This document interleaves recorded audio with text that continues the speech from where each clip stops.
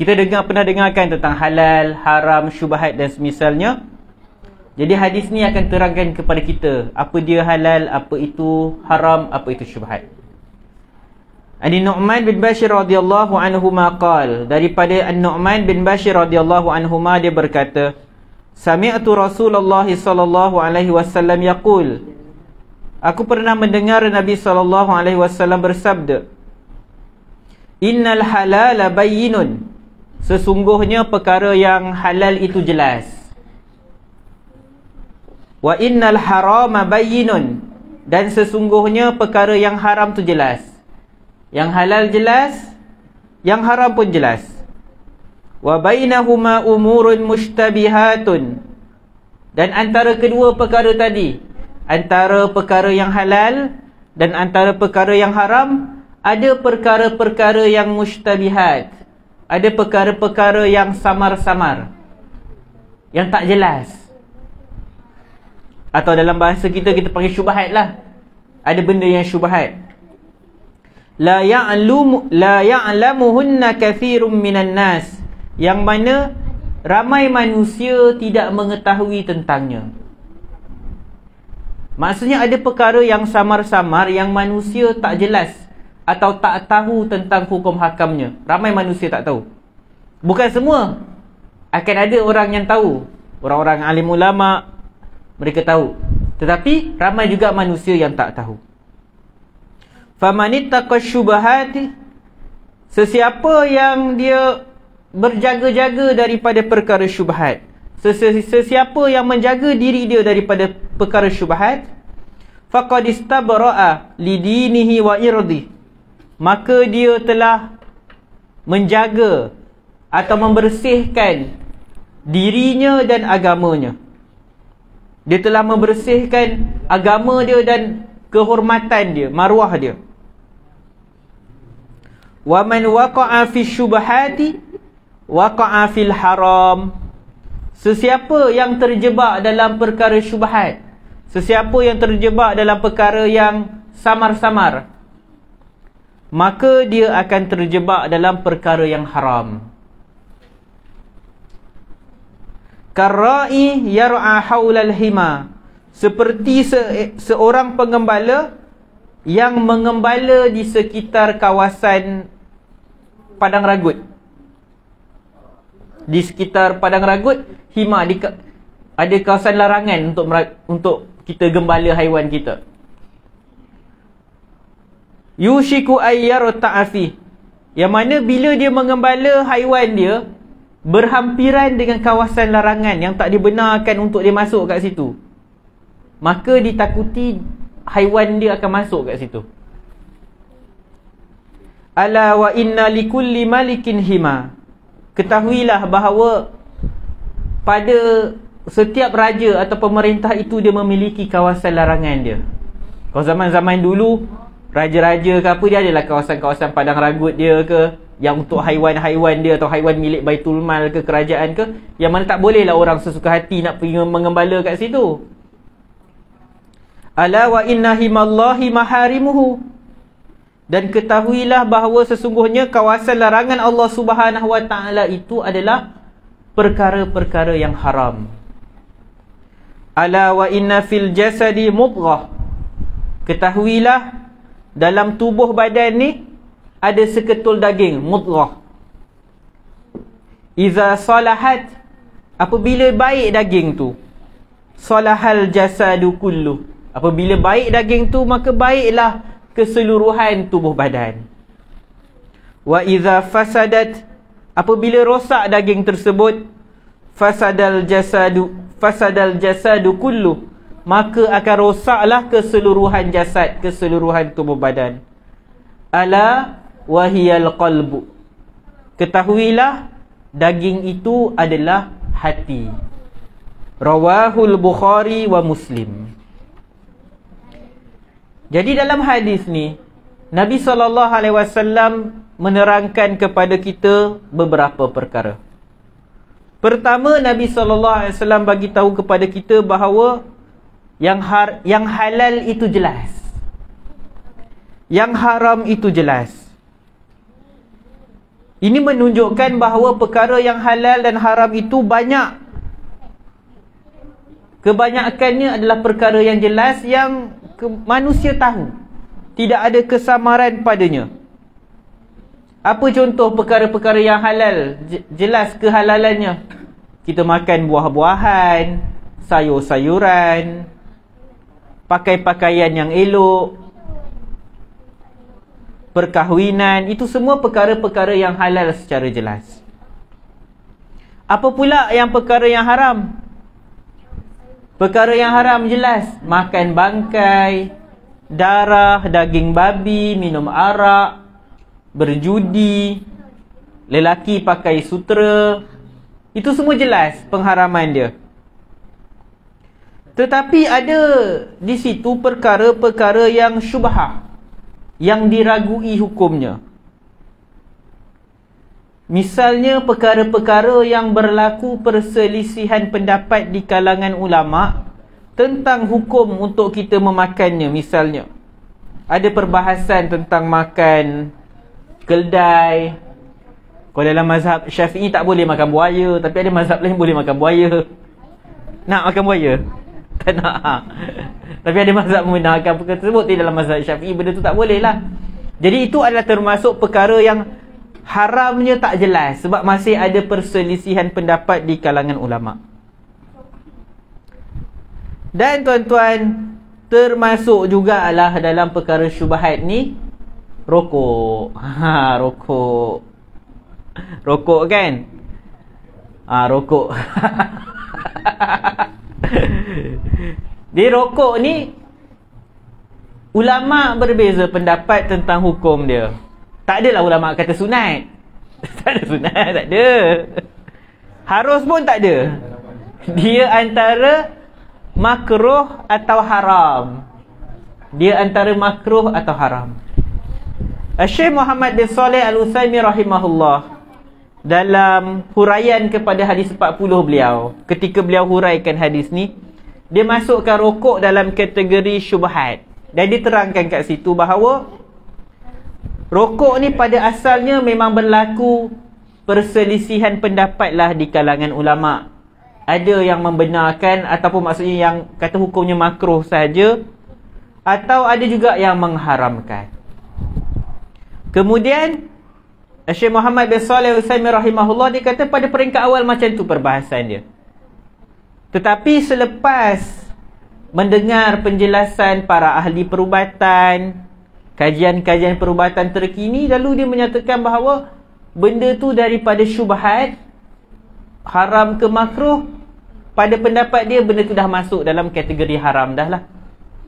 Jadi sebab tu kalau kita lihat dalam fatwa-fatwa negeri di Malaysia, ada sebahagian negeri dah fatwakan perkara tersebut haram lah. Dia mungkin ada kata, tapi ustaz, ada ustaz kata tak haram, makruh je. Ustaz tu pun isap rokok juga.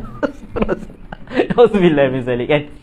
Yelah, setiap ustaz tu akan bertanggungjawab lah atas fatwa yang diberikan. Cuma kita katakan sini, kalau makruh pun dia masih termasuk dalam kategori samar-samar.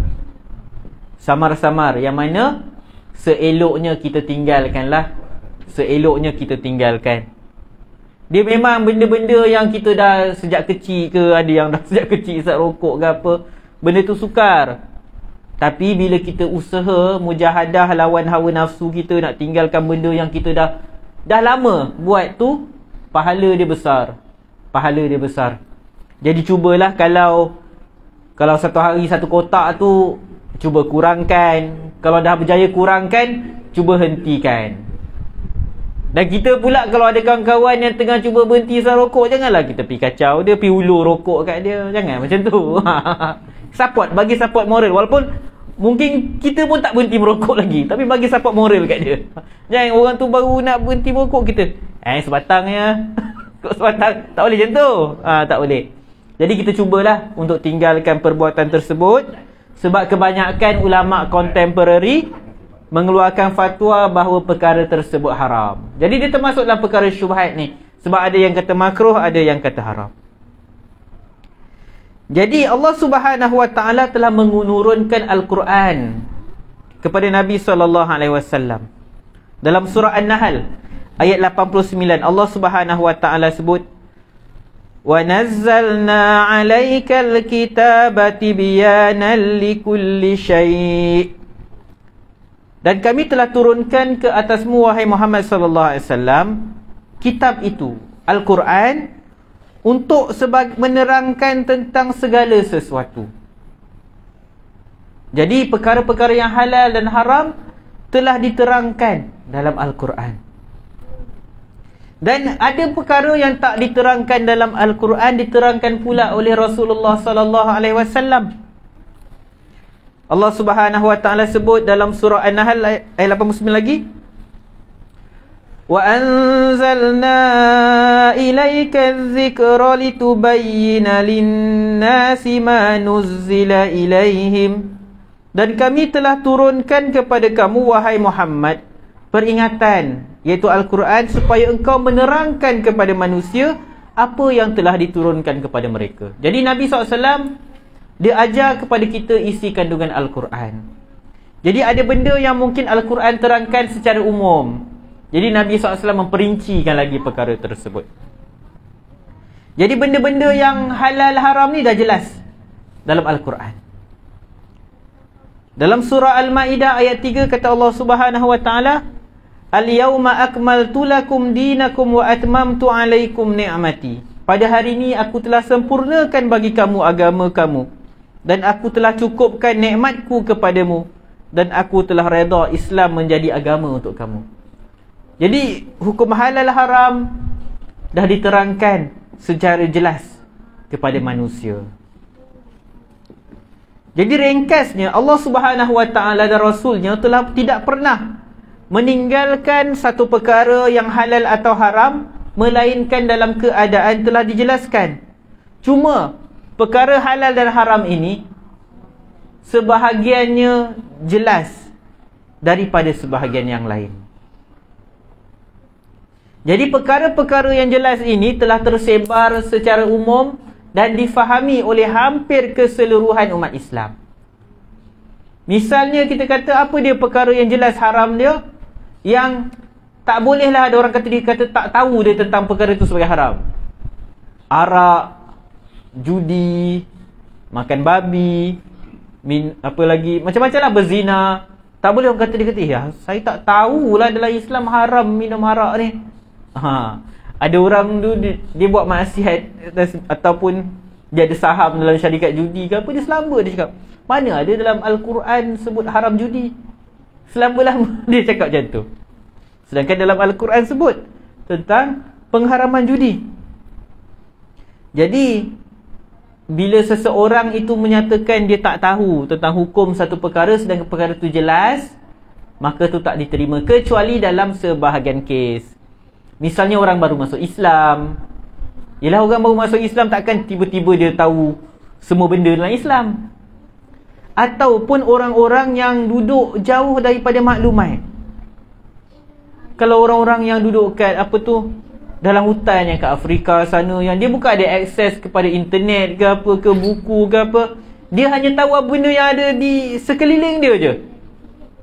Dan mungkin Islam pun tak sampai kat mereka.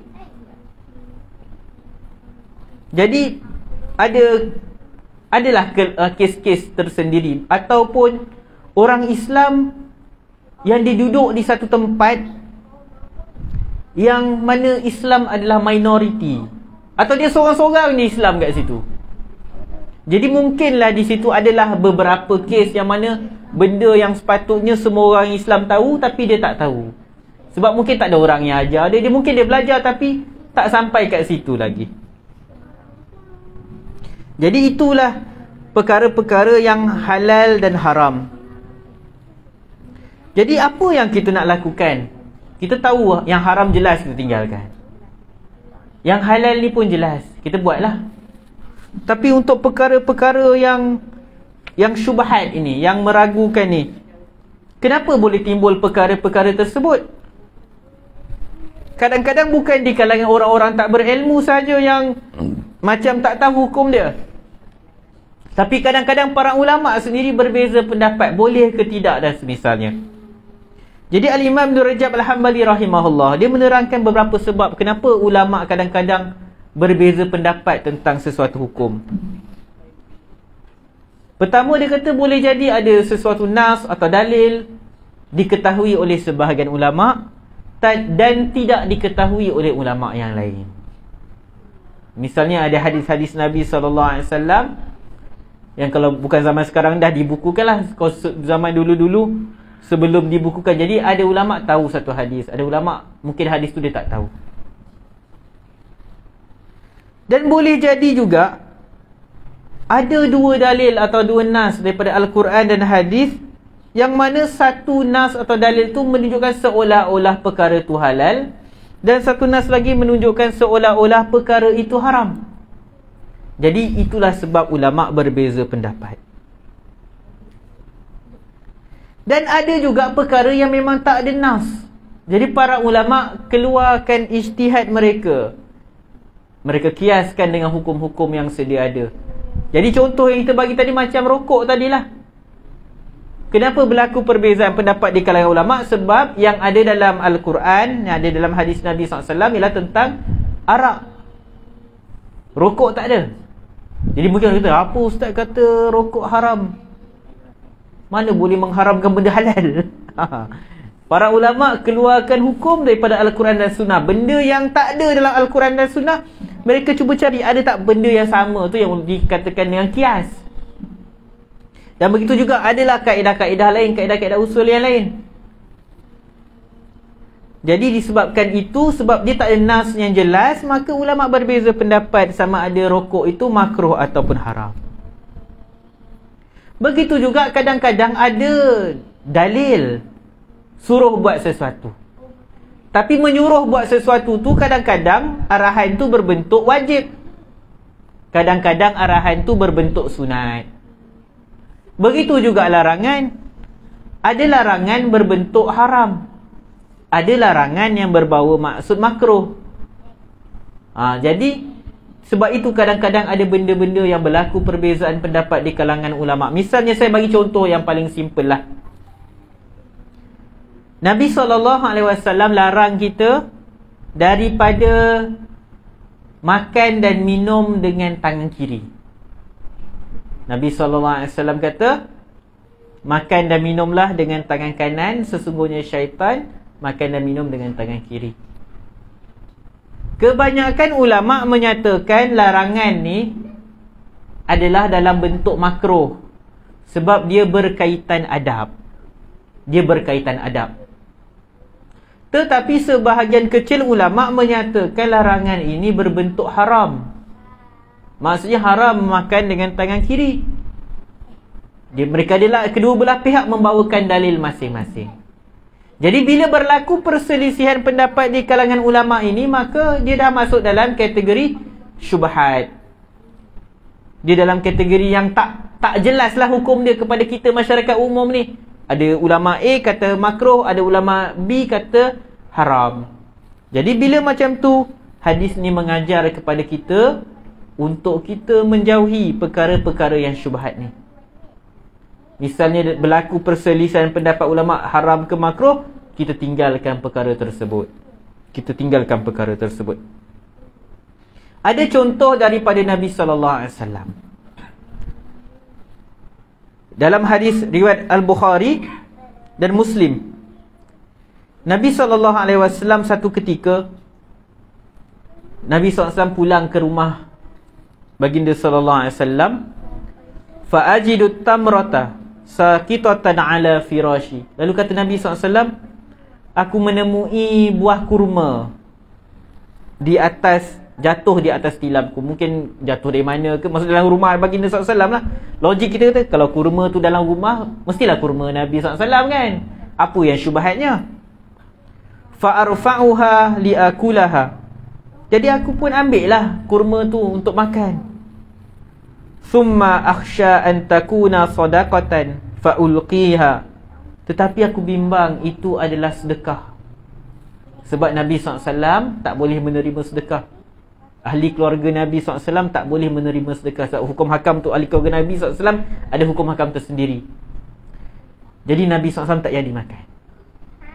Sebab kebarangkalian Nabi SAW ada simpan juga kurma-kurma yang orang sedekahkan, yang mana perlu diagihkan kepada orang yang layak menerima.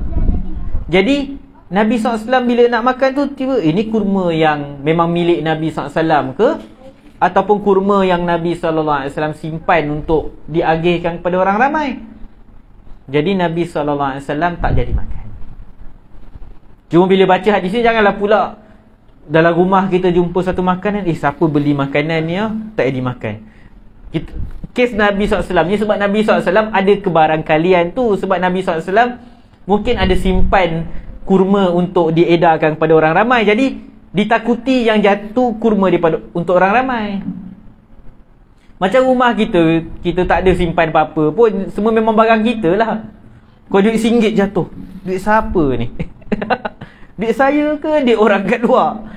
Paling korban-korban duit anak kita lah. Itu je. Jadi dalam kita nak menjaga syubhat ni pun, kita perlukan ilmu. Jangan sampai menyusah-nyusahkan diri. Was-was lah, asyik was-was, habis kita.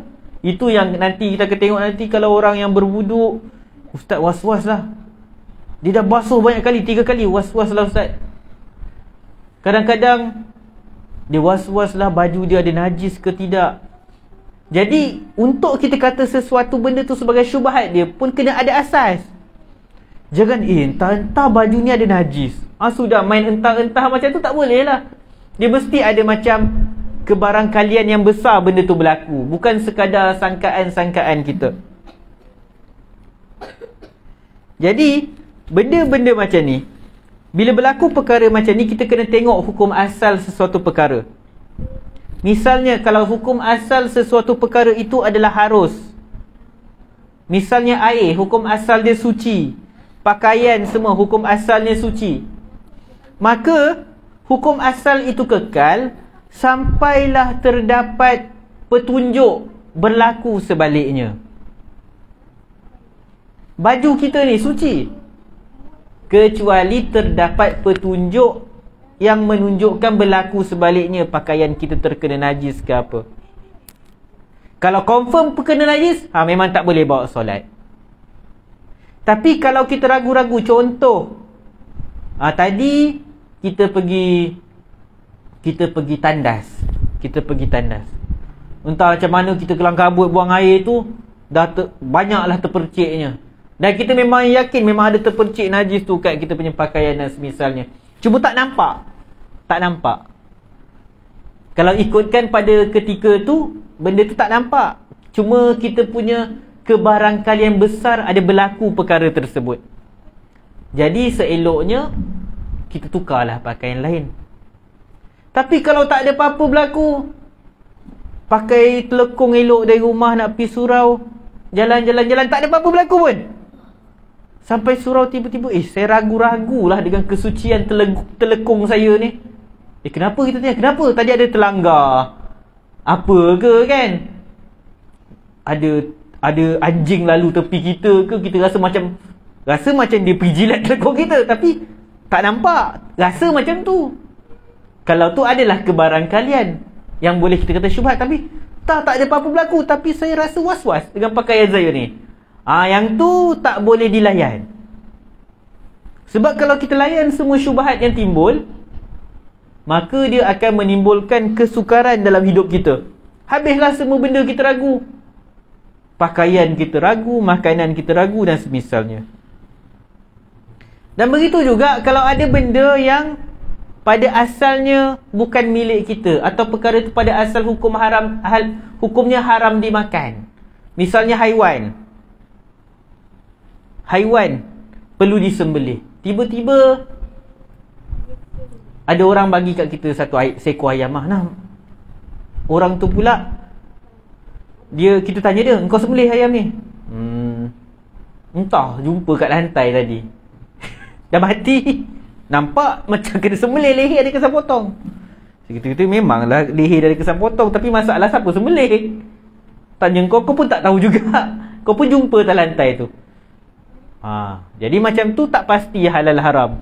Walaupun mungkin kita duduk kat tempat orang Islam semua, kita tak pasti benda tu, haiwan tu mati sebab kena sembelih ke, ataupun dia mati kena langgar ke apa dan semisalnya.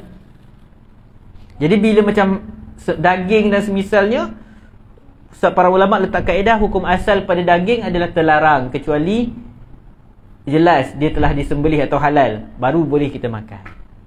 Dan ini pun juga kenalah berpada-pada. Kita pergi kat kedai, beli dekat orang Islam, dan nampak kat leher ayam tu ada kesan sembelih, tak perlulah kita tanya banyak, kan? Tak payahlah tanya banyak. Sembelih ke? Siapa yang sembelih? Orang tu pun kata, manalah aku tahu, aku ambil daripada pembekal. Pembekal tu ada sijil halal, nak cakap macam mana lagi? Jadi kita pun kena berpada-pada. Sebab kita benda-benda ni, kadang-kadang bila kita terlalu berhati-hati, maka dia menimbulkan kesulitan dalam diri kita sendiri. Kita akan menyusahkan diri kita sendiri, dan kita akan jadikan agama ni agama yang susah lah. Makan tu tak boleh, makan tu tak boleh. Lala akhirnya kau dah macam tu, pergi beli ayam sendiri lah.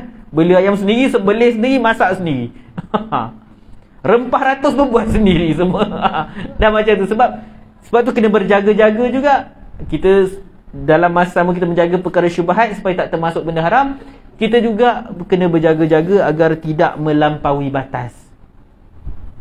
Dalam sebuah hadis yang sahih riwayat Al-Bukhari dan Muslim, ada seorang lelaki dia mengadu kat Nabi SAW. Dia rasa macam dia rasa macam mungkin dia terkentut ke waktu solat.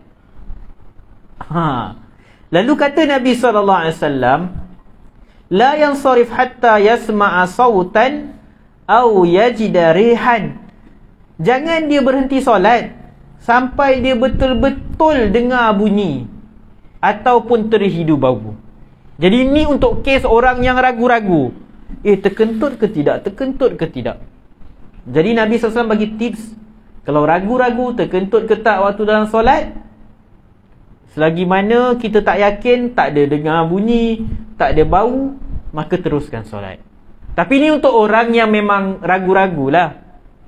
Kalau orang yang dah yakin, walaupun tak bunyi ke tak bau, kena keluarlah juga dari solat. Jadi Nabi SAW ajar kita tips macam ni. Sebab pada asalnya orang tu dah masuk dalam keadaan solat dalam keadaan suci. Maksudnya wuduk dia belum terbatal. Jadi tak boleh kita memandai-mandai kata wuduk kau batal. Tak betul kau kentut. Tak boleh. Tak boleh kita nak memandai-mandai kata wuduk dia batal. Dan tuan-tuan, kadang-kadang was-was ni dia menyebabkan seseorang ni dia akan susahlah nak beribadah.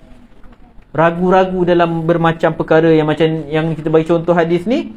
Dia ragu-ragu dah terbatal ke belum wuduk dia. Jadi Nabi SAW ajar tips macam tu. Jadi kalau kita lihat dalam hadis ni, Nabi SAW sebut, sesiapa yang menjaga dirinya daripada perkara syubhat, maka dia telah membersihkan atau menjaga agama dan maruah dirinya. Sebab apa tuan-tuan? Selepas tu Nabi sebut, waman waqa'a fi syubhat, sesiapa yang terjebak dalam perkara syubhat, dia akan terjebak dalam perkara yang haram. Jadi kita nak tengok benda tu daripada dua sudut.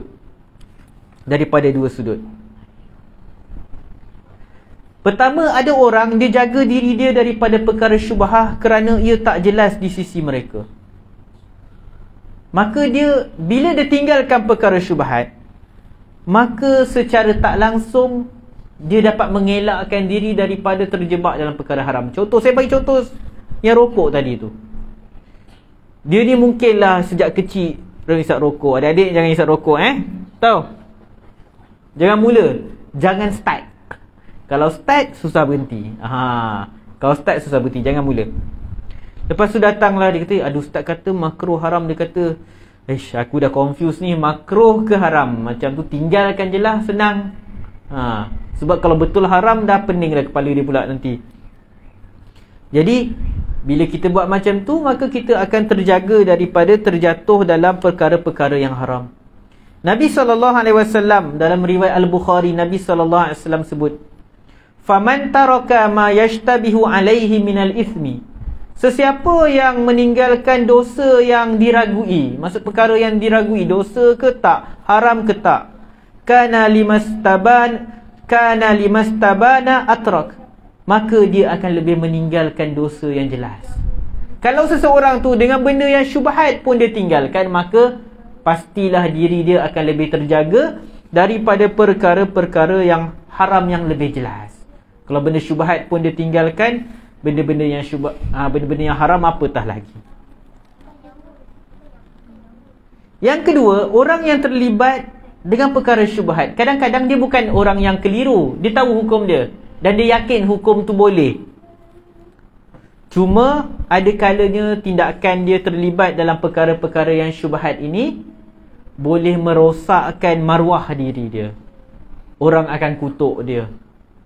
Contohlah, kalau ada seorang ustaz, dia makan berdiri, makan minum berdiri kan, dia tahu benda tu boleh, dia baca perbahasan ulama' dan berdasarkan ilmu dia, dia kata benda tu tidaklah haram, dibenarkan, cuma tak digalakkan. Jadi mungkin waktu tu dia tengah kuliah, dia pun minumlah berdiri. Tapi di depan dia tu, audience tu, ustaz minum berdiri, apa ustaz ni, ajar sunnah, ajar hadis, tapi minum berdiri. Jadi menyebabkan maruah dia tercalar di hadapan masyarakat umum. Jadi sebab tu Nabi SAW sebut, sesiapa yang berjaga-jaga daripada perkara syubhat, maka dia menjaga irdih, menjaga maruah diri dia. Akan terjagalah maruah diri dia daripada perkara-perkara yang merosakkan kredibiliti dia di hadapan orang ramai, merosakkan maruahnya. Dan manusia yang kalau terbiasa sangat melakukan perkara-perkara yang meragukan ini, maka dia berpotensi besar untuk terjebak dalam perkara-perkara yang haram. Na'udzubillah min zalik. Sebab tu Nabi SAW bagi perumpamaan orang yang mengembala haiwan di kawasan padang ragut yang dekat dengan kawasan larangan. Dia bukan pergi bagi haiwan dia makan dekat kawasan larangan tu, tapi dia bagi dekat sangat dengan kawasan larangan. Ada kebarangkalian nanti dia tak sedar, mungkin haiwan dia pergi makan rumput dekat kawasan larangan tersebut. Jadi maksudnya bila kita termasuk dalam perkara-perkara syubhat, mungkin perkara syubhat tu dia bukan perkara yang pada asalnya haram hukum dia, tapi disebabkan kita asyik buat kita tak sedar, akhirnya kita termasuk melakukan perkara yang memang haram, yang diharamkan oleh Allah Subhanahu Wa Taala. Pukul berapa dah ni? 9.45. So, saya nak kena ke hospital balik. Okey. Jadi kita nak tengoklah beberapa hadis Nabi SAW yang menyebutkan perkara yang hampir serupa. Dalam sebuah hadis riwayat At-Tirmizi, Nabi SAW sebut, la yablughul 'abdu ayyakuna minal muttaqin. Tidaklah seorang hamba itu sampai ke darjat orang yang bertakwa, hatta yada'a ma la ba'sa bihi hazaran mimma bihi ba'sun. Tidaklah seseorang hamba itu sampai ke darjat manusia orang yang bertakwa sehinggalah dia tinggalkan perkara yang tidak salah kerana takut daripada perkara yang salah. Hadis riwayat At-Tirmizi. Maksudnya dalam riwayat Nabi SAW beritahu, orang yang bertakwa dia bukan sekadar tinggalkan perkara-perkara yang Allah memang haramkan, dia tinggalkan juga perkara-perkara yang pada asalnya tak ada masalah pun, kerana takut nanti itu akan membawa kepada perkara-perkara yang diharamkan oleh Allah Subhanahu Wa Taala. Hadis ini juga mengajar kita tentang kaedah sadduz zara'i. Sadduz zara'i ini maksudnya menutup pintu kerosakan, menutup pintu yang membawa kepada dosa, perkara-perkara yang haram. Antara contoh hukum hakam Islam yang terbina di atas sadduz zara'i yang menyebabkan perkara itu diharamkan, misalnya meminum arak. Mungkin orang kata, minum arak ni yang haram ni sebab memabukkan, jadi kalau minum sikit, saya lasak, saya minum sikit tak mabuk, boleh lah. Tak, bukan. Sebab tu arak, perkara yang memabukkan, apa yang memabukkan bila dia banyak, maka dia tetap haram walaupun sedikit. Jadi itu sadduz zara'i, menutup. Sebab kalau orang tu dah minum sikit-sikit, lama-lama jadi banyak juga. Sama juga larangan untuk berhalwat, berdua-duaan antara bukan mahram, lelaki dan perempuan, untuk mengelakkan penzinaan. Mungkin orang kata, ustaz, kita tak buat apa-apa, ustaz. Tak buat apa-apa. Tapi Islam tetap haramkan berhalwat.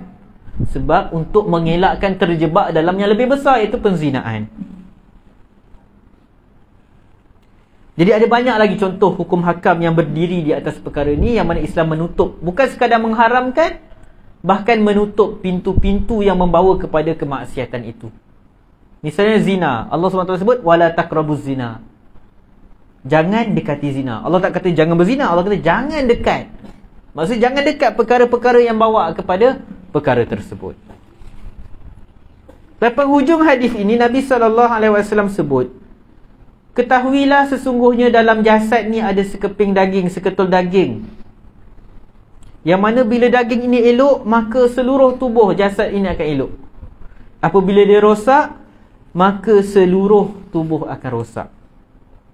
Jadi hadis ni menunjukkan pentingnya kita menjaga hati kita, membersihkan jiwa kita. Dan hadis ini juga menjawab sebahagian orang yang dia kata bila kita tegur, solatlah, tinggalkanlah benda maksiat ni, tutuplah aurat. Tapi dia kata, tak penting semua tu, yang penting hati baik. Hadis ni Nabi SAW kata, bila hati baik, maka akan baik seluruh jasad. Maksudnya, seseorang manusia yang kalau hati dia beriman kepada Allah SWT, cinta kepada Allah dan Rasul, bertakwa kepada Allah, maka apa yang ada dalam hati tu akan tergambar dalam perbuatan dia. Tak bolehlah ada orang dia tak nak tutup aurat, dia kata, walaupun saya tak tutup aurat, tapi saya bertakwa. Tak boleh gitu. Kalau betul takwa, tutup aurat. Tak bolehlah ada orang dia makan rasuah, makan benda-benda haram, bagi rasuah, makan rasuah. Dia kata, tak apa, yang penting niat kita baik. Niat kita baik. Tak jadi. Yang penting hati. Walaupun aku makan rasuah, tapi aku rajin sedekah. Tak jadi. Tak jadi. Sebab hati akan tergambar melalui perbuatan kita. Tak akan ada manusia yang hati dia baik tapi perbuatan dia jahat. Kita bukan kata manusia yang hati baik ni maksum. Dia kadang-kadang terjebaklah juga dalam dosa. Tapi kalau dah kehidupan dia penuh dengan dosa, didominasi oleh dosa, kebanyakan benda dia buat semua benda haram, maka tak boleh nak dia dakwa, hati saya baik, hati saya bertakwa pada Allah SWT. Sebab cinta kepada Allah, cinta kepada Rasulullah SAW hanya terbukti dengan kita ikut arahan Allah Subhanahu Wa Taala dan arahan Nabi sallallahu alaihi wasallam, ajaran Nabi sallallahu alaihi wasallam. Jadi kena jaga hati kita. Hati kita ni, kadang-kadang kita buat benda baik, ada hati kita rosak. Memang kita kata orang bila hati dia baik, dia akan buat benda baik. Tapi kadang-kadang ada orang buat benda baik tapi hati dia rosak. Kita solat, kita menunjuk-nunjuk kat orang, riak, kita rasa diri kita lagi hebat. Kita pergi solat jemaah, pergi solat kat surau, kita rasa, apa jiran aku tu malas pergi surau. Dah tua-tua pun tak pergi surau. Aku ni masuk syurga kot. Dah rasa masuk syurga pula dah. Tak boleh jadi macam tu. Jadi hati ni kita kena jaga. Dalam surah Asy-Syu'ara ayat 88-89 kata Allah Subhanahu Wa Taala, Yauma la yanfa'u malun wala banun. Pada hari-hari kiamat yang mana harta dan anak pinak tidak akan berguna lain lagi, illa man atallaha biqalbin salim, kecuali sesiapa yang datang kepada Allah dengan hati yang sejahtera. Jadi kita mintalah ke Allah Subhanahu Wa Taala agar diri kita ni dibersihkan hati kita. Dibersihkan hati kita. Dilahirkan dalam hati kita cinta kepada Allah dan Rasul. Yang mana cinta ni akan buat kita ikut apa yang Allah suka, apa yang Allah redha. Wallahu alam. Jadi sampai di sini sajalah malam ni. Jadi insya-Allah sebelum kita bersurai ada sebarang persoalan. Adik-adik, kita cerita apa malam ni? Halal dan haram. Halal tu jelas.